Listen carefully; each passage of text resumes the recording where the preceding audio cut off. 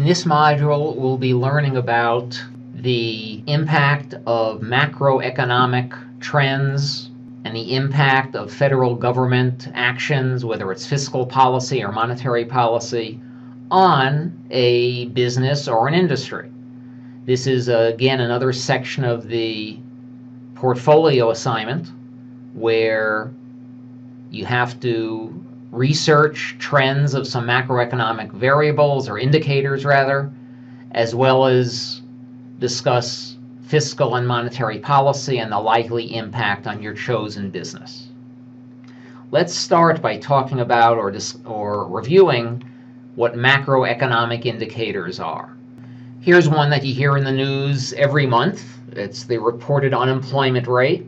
If you're a consumer products company, maybe a high-ticket consumer products company, washing machine, big screen TV, some high dollar amount, would a good time for your business be when the economy has high unemployment or low unemployment? When would you want to be increasing your advertising, new product development, expanding?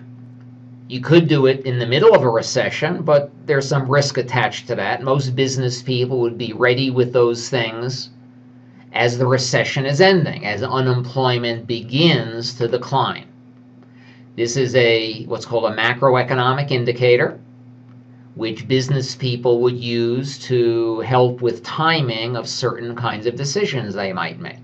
Keep in mind that even though in the news and from our politicians you're always hearing the unemployment rate, which is the gray line, the one you hear in the news, that's called the U3 unemployment rate, or the official unemployment rate.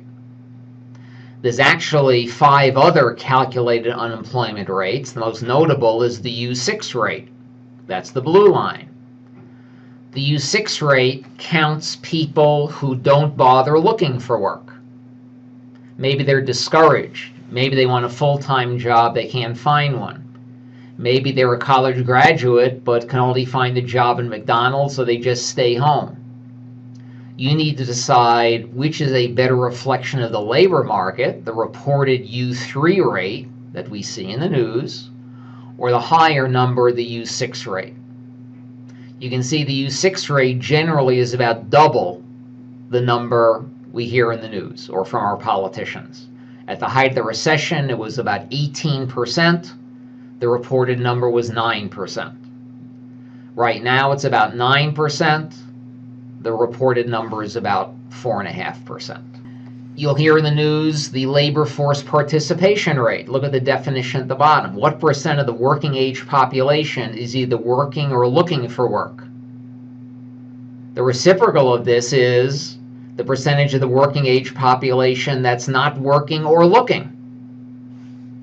So this only goes to about 2015, we are down to the lowest level in the labor force participation rate since about the mid-1970s. That's not good from a labor market perspective. Capacity utilization. What percent of the industrial resources of our country, this is utility companies, mining companies, and in particular manufacturing companies, what percent of the capacity of those companies are we making use of? And you can see a steady downward trend for the last 50 years. Not a good direction. So you might say our economy is just sort of cruising on idle. There's many other macroeconomic indicators. We will be talking about GDP, which is the most widely studied figure. People all over the world look at the United States GDP growth. So we'll talk a lot about that. We'll talk about interest rates in another video and exchange rates in another video. So we're going to concentrate on these first 3 or 4 in this video lecture. The place to find all of these is this website, tradingeconomics.com, and I'll be showing that in a follow-up video to this. Let's start with GDP. As I said, this is the most widely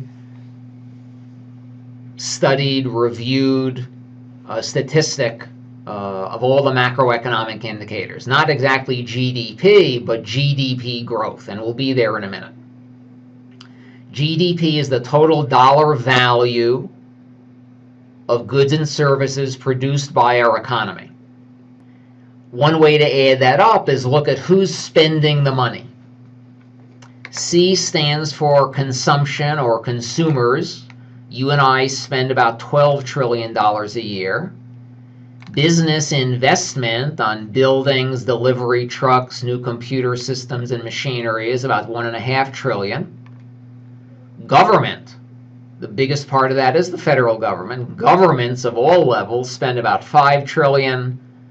Exports of 2.2 and imports of 2.7. Add those all up, and our GDP, I think in 2017, was about $18 trillion.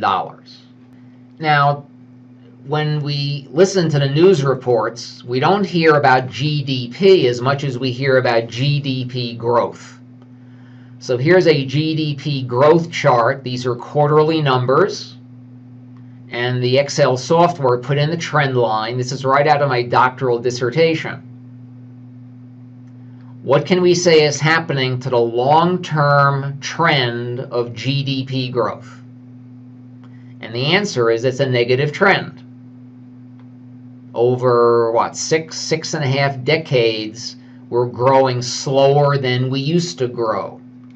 An important thing to be aware of when you look at GDP figures or GDP growth figures is whether you're looking at real or nominal figures. Whenever you see the term real or nominal, be sensitive to the difference. Nominal is the GDP reported at today's prices. Real GDP is you take the reported number at today's prices and you remove the distortion caused by inflation. So here's an example. Let's say this year, and I'm obviously keeping the numbers small, we don't have a lot of room for zeros. Let's say this year's GDP is $105. Last year's GDP was $100. Using each year's prices in those years. The nominal GDP growth, this is the growth formula for anything, the new number minus the prior number, divided by the prior number, and to make it a percentage, times 100. So we would say GDP grew 5% from last year to this year. That sounds pretty good. Our politicians would not be very worried about that, nor would businesses. They'd say the economy is booming. It's growing 5%. But what if you found out that inflation during this year was 6%? What's the real GDP this year? We'll take $105 minus 6%. It's only about $99. If this year's number isn't 105, but in fact 99, the real GDP growth is minus 1%. We're in a recession. That's why measuring the real GDP, taking out the distortion of inflation, is important. Okay, another statistic you hear about but not as frequently is take the GDP of the country and divide it by the population to get the GDP per capita. Example, our GDP, let's say, is 18 trillion. We have 300 million people. The GDP per capita is 18 trillion over 300 million, or $60,000. The equivalent figure for China is about 7,000. The equivalent figure for Germany, I believe, is around 50,000. If you're an exporter, I'm sorry for these typos, if you're an exporter of a sophisticated new electronic device, which country would you pick? China has a lot of people, but they don't earn very much. Germany has far less people than China, but they probably have the spending power to buy this new electronic device.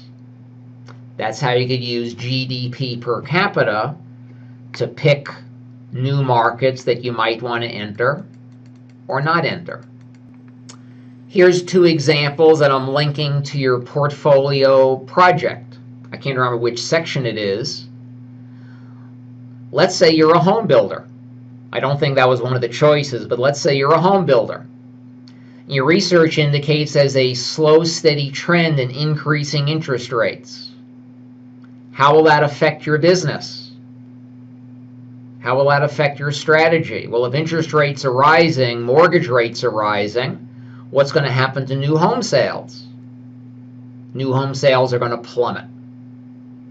Maybe you want to consider, instead of being just a home builder, maybe you'll become a home remodeler as well during periods of high interest.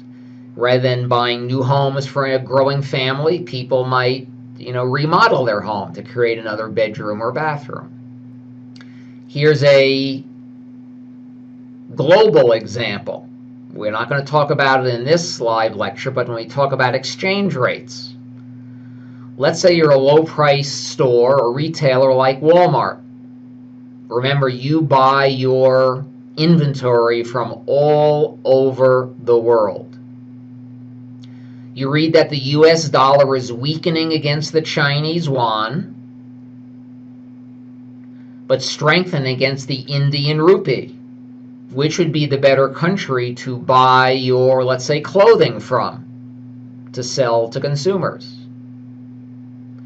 The stronger your currency is compared to another currency, the more of their goods you can buy. In this example, you might change from buying your clothing from China and change to buying it from India.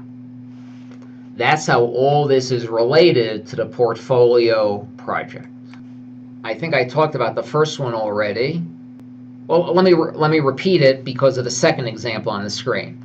Earlier I said, let's say you're a manufacturer of durable home products, washers, dryers, appliances, maybe even cars. You notice a trend of declining GDP growth. We could be heading into a recession. Is this a good idea? Is this a good time to expand your operations, to increase your marketing, increase your advertising? Is it likely you're going to get a lot of customers as we're heading into a recession to buy a big ticket item? And the answer is probably not. Let's take the same scenario, but you're the vice president of operations for the dollar store. Hopefully everybody knows what the dollar store is. You notice a trend of declining GDP growth. What might you do? You might do just the opposite of the company in the first example.